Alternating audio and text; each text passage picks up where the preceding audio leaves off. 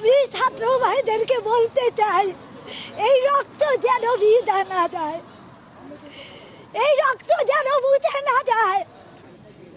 এই লাল সবুজের পতাকা যেই ছাত্ররা হাতে তুলে নিয়েছিল, এই ছাত্ররা কেন হত্যা হচ্ছে?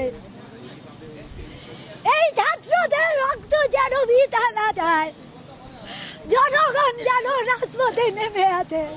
আমার ছাত্র ভাইরা যে হত্যা হয়েছে, তাদের রক্ত যেন ভিজা না যায়। আজ কলেজগুলো বন্ধ করে দিয়েছেন কেন? আপনার কাছেই জবাব চাই।